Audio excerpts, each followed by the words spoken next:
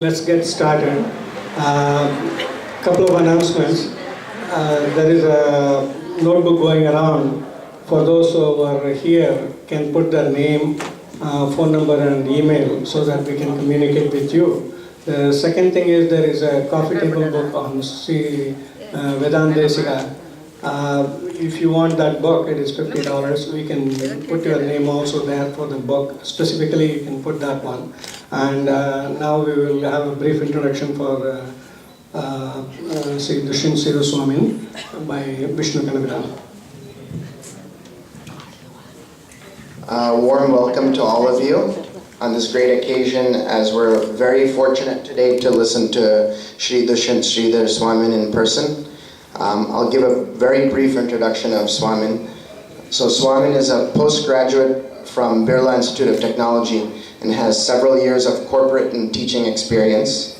In giving lectures and discourses on our Sanatana Dharma, Swamin is unparalleled. People from all walks of life, young and old, students to scholars, men and women, all appreciate his depth and breadth of knowledge on a variety of topics.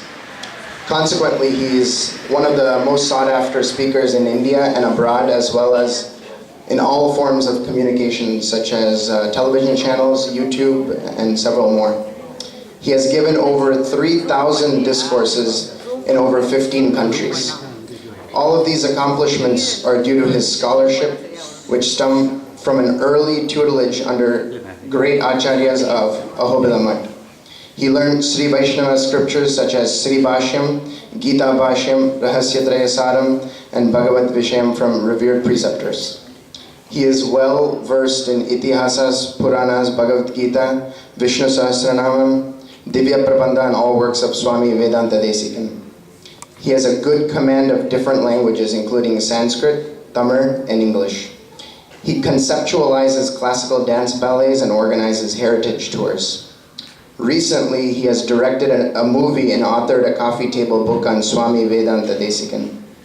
He also runs a mobile app called Desika Daya and a charitable trust in the same name. My introduction is not complete without mentioning the numerous awards and titles he has received, such as Young Achiever, 30 Under 30, Best Parliamentarian, Best Outgoing Student, Best School Pupil Leader, Sarvakala Chudamani, Harikada Bharati, and Sollin Salvan. Please give a round of applause for welcoming Swami.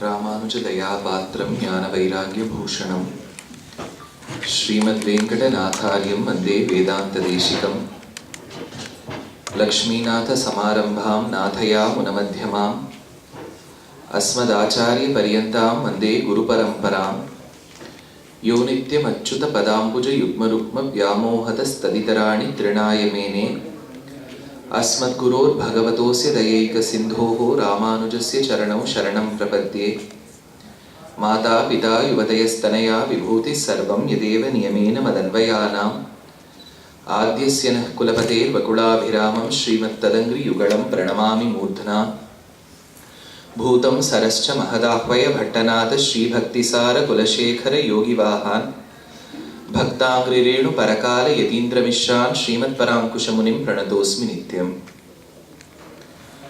A very good evening to the gathering here. Even before I could commence the lecture, a few suggestions. Leaving the envelope of oxygen above, you can still fill the gaps in the ground.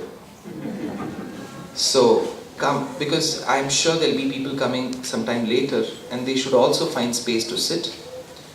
Those of you who are absolutely confident that your children will make some noise can sit at the back. Those of you who don't have children with you right now, you're blessed.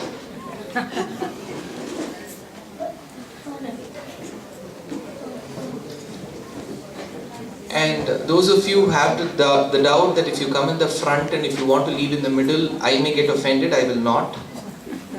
So you can come with the absolute confidence that you can leave in the middle of the lecture even if you come to the front.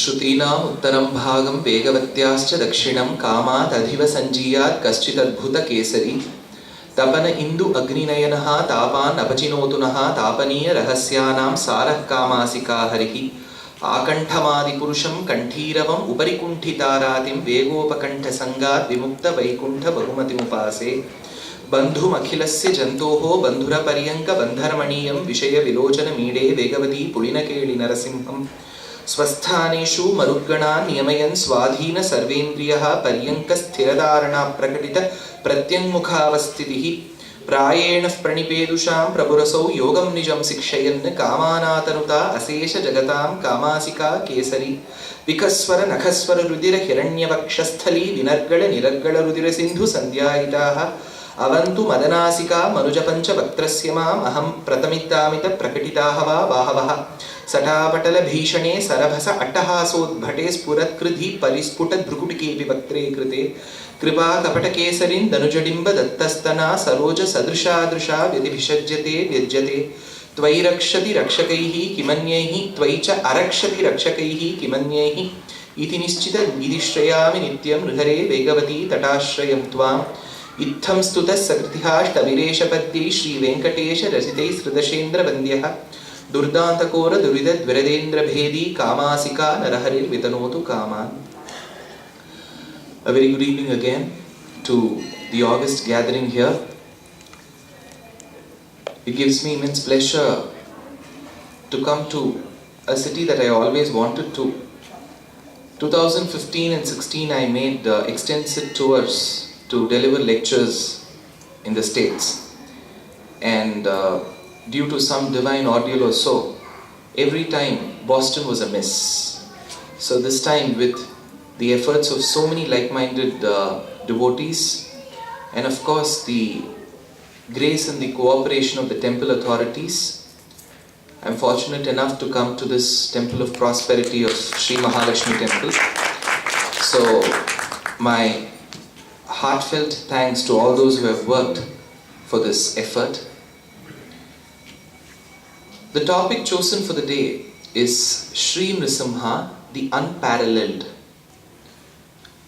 So essentially, I will have the opportunity to speak on this unique divine incarnation of the Lord and judiciously intertwine the content with the devotion that devotee par excellence called Prahlada exhibited. When Vedanta Deshika was asked as to who was the foremost of the devotees, in Sri Ranganatha Paduka Sahasram he states, Bharataya param namostu tasmai prathamodaharanaya bhakti bhajam. If there were a befitting example for devotion, it would be Bharata of the Ramayana times, he states. Whereas when we speak of yet another saint poet called Tyagaraja, who lived in a kshetram called Panchanadi Kshetram. Panchanadi literally translates to Ayyaru, Tiruvayyaru. So the saint poet who lived in Panchanadi Kshetram, Tyagaraja states, परम भागवतमो निवरस शिविभाकर सनक सनंदन धीश सुरकिं पुरुष कनक कशिपु सुत नारद तुम्बुरु पवन सूनु बालचंद्रधर शुक सरोज भव भूसुर वरुदु. So he does state of Kanaka Kashipu Sutta. Kanaka is the Paryayavachaka Shabdam, the synonymous word to gold in Sanskritam. So you have a series of words that you often associate gold with. It could be Hema. The goddess is often referred to as Hemabjavalli. Hema indicates gold. Swarna indicates gold. Suvarna indicates gold. Interestingly, Suvarnam indicates gold. The name for silver in Sanskrit is Durvarnam. Of course, the very famous line, Suvarna Rajatasrajam, the Rajatam also indicates silver. So coming back to gold, we have a very interesting word called Hatakam, which has been mentioned in the 3rd canto of Srimad Bhagavatam. So while Shuka Brahman describes earth, he does speak of 7 layers beneath it. He says, Atala, Vitala, Sutala, Rasatala, Talatala, Mahatala, Patala. So the 3rd layer is the place where Shuka Brahman indicates there is a new metal that arises from the crevasses of Kailasha Parvatam, and that is gold. So this gold is called Hatakam. So Hatakam is gold, and barring the true alchemists, there were a group of people who used to dupe the innocent fellow citizens by showing brass as gold. Brass, when polished, looks like gold. So Hatakam, which is gold, is made to be believed when you look at Pittala. So if someone does this art, Pittala Hatakam becomes Pittalattam in Tamil. So Hatakam is gold. So Kanaka also indicates gold. So instead of using Hiranya Kashipu Sutta, Tyagaraja, being a poet himself, deploys the term Kanakakashipu Sutta. So the word is actually Prahlada. Instead of calling him Prahlada, Kanakakashipu Sutta, then comes Narada, and then comes Tumburu. So this lecture will just not speak about Nrisimha, it will also talk about Prahlada. But isn't that obvious? When I have to talk about Nrisimha, I have to talk about Prahlada, because both of them are inseparable. So this incarnation of Sri Nrisimha Avataram has been mentioned in Srimad Bhagavatam in the 7th canto. There was this tested child called as Parikshit. Parikshit was a tested child because he was a test to the Lord's supernatural powers. When he was a fetus inside his mother's womb, that is when Ashwathama's son, Drona's son called Ashwathama. So Drona's son is referred to as Drauni. Ravana's son is referred to as Ravani. Drupada's daughter becomes Draupadi. Janaka's daughter becomes Janaki. Daksha's daughter becomes Dakshayani. Anjana's son becomes Anjaneya. So these are all names which could be deployed to us too if we were those children. So there will be some original name. Draupadi is not referred to as Draupadi in Sri Mahabharatam. She is referred to as Krishna. Likewise, Anjaneya's original name was Sundara. That's why that canto is called Sundara Kandam. So here we have Droni, who is Ashwathama, who aimed at an astram that meant to destroy the fetus in the womb of Uttara. Draunyassya viplushtamidam madangam santana bijam kuru pandavanam. Tara romba jillun irukka? Sadhanama irukka? So those of you at the back can come and sit in the front. It seems the floor is not very cold. Nadula idam irukka? I don't know how many of you have visited Ranganathan Street. There people stand like that, here you have to sit like that.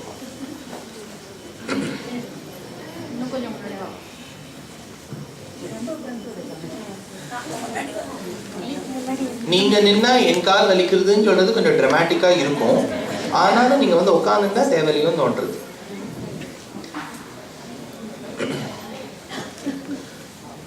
Draunyasya viplushtamidam madangam santana bijam kuru pandavanam jugopakukshim gadiyartha chakraha matuscha megya sharanam gatayaha. So this child, rather fetus who was meant to be killed while he was in his mother's womb, was protected by the Lord. since this child became a test to the Lord, a pariksha to the Lord, this child was called Parikshit. Pari means around. When the Lord took the form of a thumb-sized form and went inside Uttara's womb to protect this fetus, this child was flabbergasted. He was wondering, where inside my mother's womb would there be some illegal encroachment? He looked around. So the process of looking is ikshate.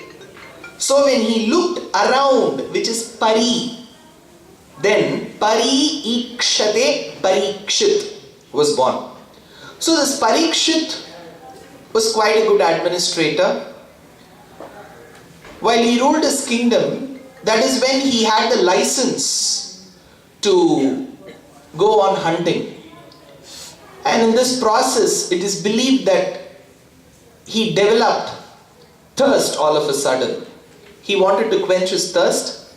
He saw for water around. He could find no place that could give him water. He saw a hermitage close by. He dropped into the hermitage and asked the rishi who was in deep meditation to give him some water. This rishi was in proper meditation.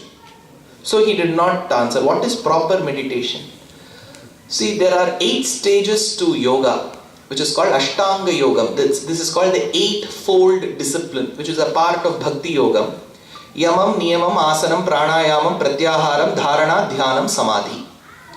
So the last word, Samadhi, indicates that state to the practitioner, where the practitioner is bereft of his very own presence and experiences only on that object on which his mind is focused upon. That is called Samadhi. Those of you who incidentally know the regional language Tamil, which may also happen to be your mother tongue, will know that in Chennai, if a person needs to be killed, in the colloquial terms they will say Samadhi kattiduven. This is called Viparitartham. For a word that denotes something good, you want to bring something which is opposite to its original meaning. This is called Viparitartham. So, Samadhi indicates only this state. It is divided into 2. Savikalpaka Samadhi, Nirvikalpaka Samadhi, where you are aware of your presence and you still meditate. Second state, Nirvikalpaka Samadhi, where you know only of the object, but the person who meditates upon does not know of his presence. Here, this rishi was in Samadhi, and we had Parikshit asking for water. This rishi did not heed to his request. That is when the king might have had a bad day that day. So he saw a dead snake lying on the ground. He thought the snake doesn't respond because it's dead, and so does this rishi. So why don't I put 2 things together? Birds of the same feather flock together. So why not me put this dead snake around his neck? He did so out of the fit of anger.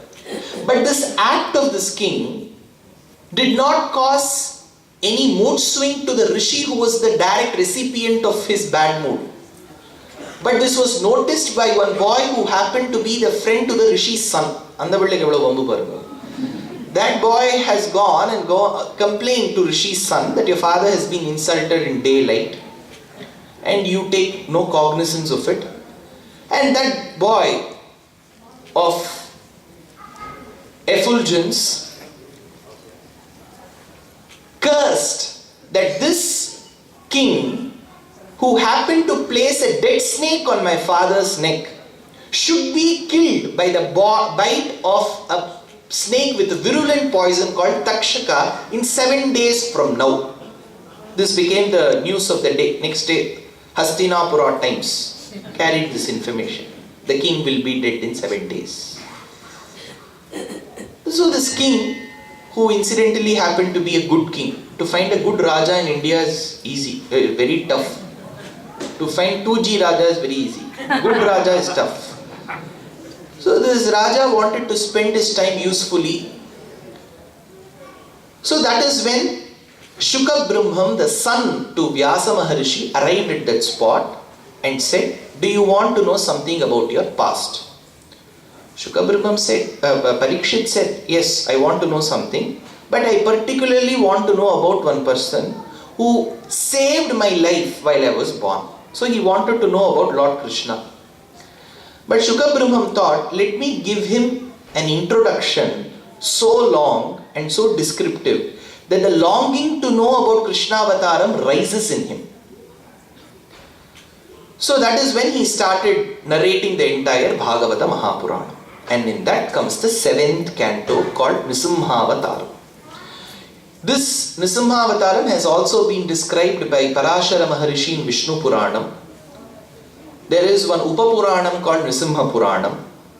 There are traces of Rama mentioning about Nrisimha Avataram and Krishna mentioning about Nrisimha Avataram in Ramayanam and Bhagavatam respectively. How does it all begin?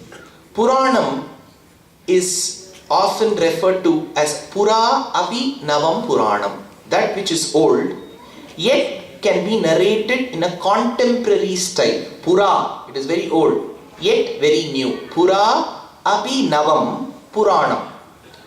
So in that we see Shuka Brahmam have Parikshit ask a question. Parikshit asks, Samavpriya Suhrit Brahman Lokanam Abhayankaraha Indrasyarthe Katham Daityan. Hey Shuka Brahmam, I have heard that the Lord is all benevolent and merciful. When you say that the Lord is so merciful, I have also heard that he was extremely cruel with a demon king called as Hiranyakashipu and was very merciful towards Prahlada.